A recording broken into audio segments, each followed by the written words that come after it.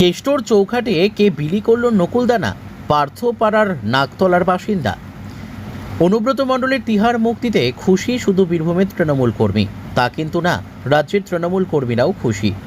পার্থপাড়ার বাসিন্দা কিন্তু ছুটে চলে আসে অনুব্রতর গড়ে নিচুপট্টির বাড়িতে। খালি হাতে না নিয়ে আসে নকুলদানা বিলি করার সময় বলতে থাকে, আমি এসেছি নাকতলা থেকে, খেলা হবে নকুলদানা খান, 2026-এ বদলা নিতে হবে। তৃণমূল কর্মী অরুণ দত্ত কলকাতার নাকতলার বাসিন্দা বলে নিজেকে দাবি করেছেন। তিনি বলেন, পার্থদার বাড়ির পাশ থেকে এসেছি। উল্লেখ্য, রাজ্যের প্রাক্তন শিক্ষামন্ত্রী পার্থ চট্টোপাধ্যায় বর্তমানে দুর্নীতি মামলায় জেলবন্দী। সেই পার্থ চট্টোপাধ্যায়ের পাড়া নাকতলা থেকে সোজা অরুণ দত্ত বীরভূম এসেছিলেন অনুব্রত মণ্ডলের কামব্যাক উৎসবে যোগ দেওয়ার দিনে। অরুণ দত্ত সেখানে নকুলদানা বিলি করছিলেন উৎসবের আনন্দে গা ভাসিয়ে।